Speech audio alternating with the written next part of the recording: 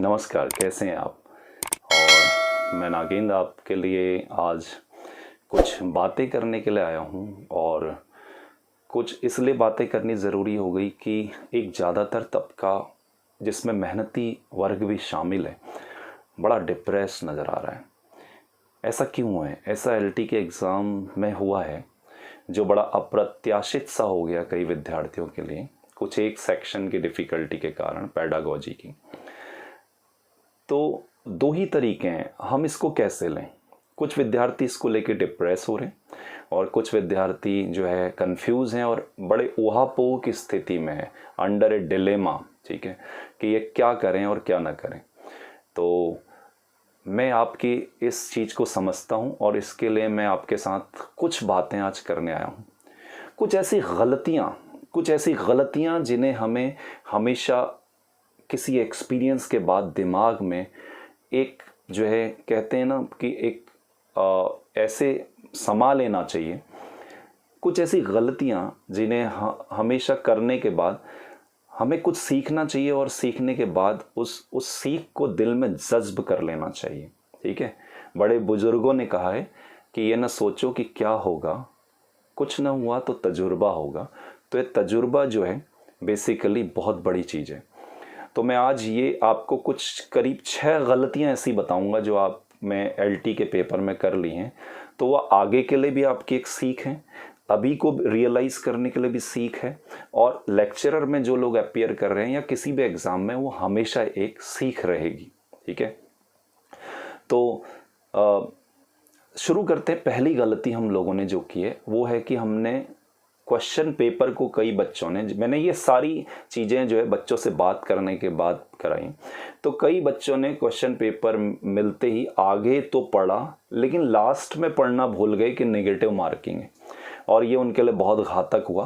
तो इसलिए आपको ये जानना चाहिए कि जो समग्रता से हमें पेपर को चेक करना चाहिए, आगे और पीछे दोनों जगह इंस्ट्रक्शन होते हैं वो भी पढ़ने चाहिए।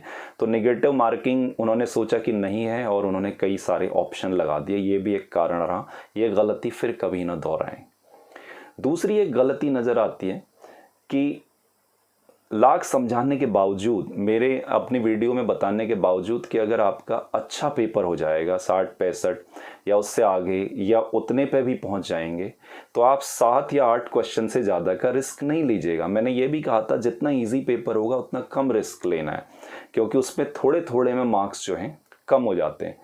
तब भी कई लोगों ने डर के मारे, नर्वस, ये मैंने कहा था ना कि वो वॉर है, तो नर्वस होके तब भी लोगों ने निगेटिव मार्क्स लगा दिए।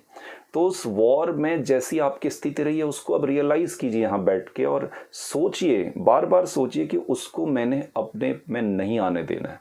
अगली बार वो स्थिति से मैं गुजरूंगा तो इसको जीतना है, ठीक है। तीसरा जो आता है कि कई लोगों ने जब पेपर किया तो उन्होंने पेडागोजी देखा और इंग्लिश देखा, तो पेडागोजी का सेक्शन पहले आ गया। ये सारी मैंने विद्यार्थियों से बात के बाद आपको बता रहा हूँ।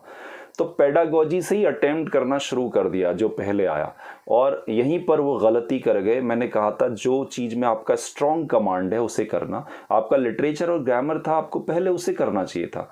आपने पेडागोजी अटेम्प्ट कर दिया और उसने आपको मेंटली पूरा मोरल डाउन कर दिया, क्योंकि आपको सब जो है नज़र आया कि ये तो मुझे आता ही नहीं है, और जो है माइंड ने उसी तरीके से रिएक्ट करना शुरू कर दिया। और जब तक आप अपने वाले सेक्शन में पहुंचे जिसमें कमांड थी, वहाँ आप तब तक जो है अपना मोरल डाउन कर चुके थे और कॉन्फिडेंस लूज़ कर चुके थे, और आते हुए क्वेश्चन भी आपको याद नहीं आ रहे थे या कुछ गड़बड़ हो जा रहे थे। ये बहुत बड़ी दिक्कत है।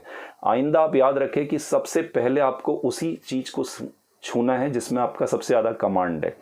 और मैंने कहा था अगर 2-3 सेकंड से ज़्यादा भी आपको सोचना पड़ रहा है किसी क्वेश्चन को पढ़ने के बाद, उसमें आपने अटेम्प्ट ही नहीं करना है। तो ये एक बहुत बड़ी गलती रही। आपने अपने दिमाग को बेसिकली अपने स्ट्रॉन्ग कमांड वाले सेक्शन से पहले ही जो है वो उसका मोरल पूरी तरीके से डाउन कर दिया। और ये बहुत ज़रूरी स्टेप है एग्ज़ाम में कि आप अपने मोरल को बनाए रखें, और उसके लिए आपकी स्टेपिंग बहुत प्लान होनी चाहिए। दूसरा गलती, मैंने अपनी वीडियो में, अगर आप मेरी देखेंगे पुरानी वीडियो जिसमें मैंने लास्ट कुछ वीडियो शेयर की हैं, तो उसमें मैंने बताया कि लास्ट टाइम में ये चीज़ें ज़रूर कर लें।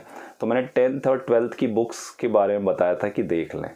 आपने नहीं देखी कई लोगों ने, तो उसका जो है आपने देखा कि 6 या 7 क्वेश्चन उसी से आ गए। जो लोग टीचिंग में थे वो लोग इसमें अच्छा कर पाए क्योंकि वो लोग पढ़ा रहे थे, और ये बहुत डिफ़िकल्ट क्वेश्चन नहीं थे। अगर आपने सरफेशियल भी देख लिया होता, खाली कहानी और कैरेक्टर, तो भी आप कर सकते थे, बहुत छोटी समरी देख ली होती तो। आगे याद रखिएगा कि जो लेक्चरर का एग्ज़ाम अगर आप में से कोई दे रहा है तो ज़रूर 10th से 12th तक की, और इस बार बीए और एमए की भी देख के जाए, मैं आपको सजेशन दे रहा हूँ। बीए और एमए में जो शानदार टेक्स्ट हैं उनके ज़रूर समरी तो ज़रूर देख के जाए, और कैरेक्टर्स, ठीक है, वो अभी से अपनी तैयारी शुरू कर सकते हैं।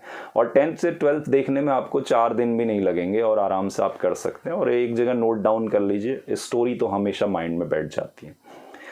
अगली बात रहती है कि ग्रामर को कई लोगों ने लिटरेचर में ही इतना ज़्यादा चले गए कि किसी ने पेडागोजी इग्नोर कर दी, किसी ने ग्रामर को।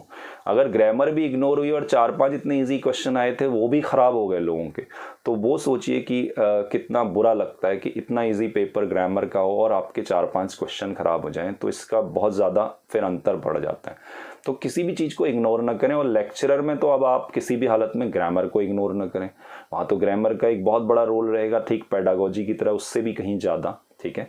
तो इसलिए लेक्चरर के एग्ज़ाम में भली भांति ग्रामर को बहुत अच्छे तरीके से तैयार कर लें। और अब सबसे इम्पॉर्टेंट चीज़ जो मैं लास्ट में बता रहा हूँ कि इतना कहने के बावजूद नर्वसनेस में कई अच्छे विद्यार्थियों ने लास्ट मिनट चेंज किया है। वो लास्ट मिनट चेंज है कि आपने कुछ किया था और जैसे ही आप जो है सर्कल करने लगे तो वो लास्ट मिनट चेंज आपने कर डाला। और मैंने कई विद्यार्थियों से 10 या 12 ऐसे विद्यार्थी हैं जो बहुत अच्छे थे, मेरी बात हुई, उन लोगों से फ़ोन आए थे जिन्होंने लास्ट मिनट में अपने 5-6 क्वेश्चन चेंज कर दिए और वो सारे गलत हो गए, और जो उन्होंने चेंज किए वो सब सही थे। तो मैंने आपको पहले ही कहा था कि जो आपका पहला आंसर होता है वो आपका सबकॉन्शियस देता है, और आप जो है कहीं ना कहीं उसको देख चुके होते हैं तभी दिमाग दे रहा होता है।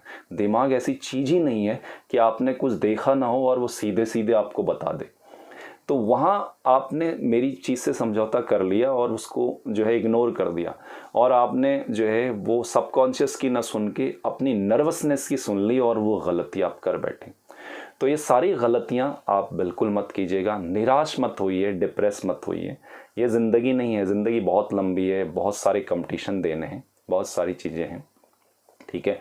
तो आपके मन में हमेशा एक आग होनी चाहिए, फायर और पैशन होनी चाहिए कि मुझे करना है। जितना आपने गेन किया वो तो आपके अंदर है, वो तो कहीं ना कहीं काम आएगा ज़िंदगी किसी भी रास्ते में, लेकिन हौसला पस्त नहीं होना चाहिए, ठीक है। हौसले जब मचलते हैं तो नए रास्ते निकलते हैं। तो इसको याद रखिए कि हौसले जब मचलते हैं तो नए रास्ते निकलते हैं। तो वो हौसले हमेशा यहाँ मचलने चाहिए, दिल में मचलते रहने चाहिए, वो आग लगी रहनी चाहिए।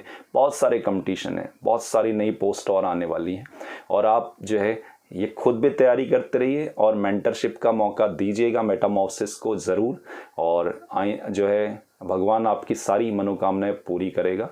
और इसी के साथ जो है ये वीडियो आपके लिए कुछ न कुछ जो है समग्रता से कुछ ऐसे एक्सपीरियंसेस को लाया होगा जो आपके लिए सीख बन जाएंगी। इसी आशा के साथ कि आप सभी का रिजल्ट अच्छा हो, मैं विदा लेता हूँ। Thank you.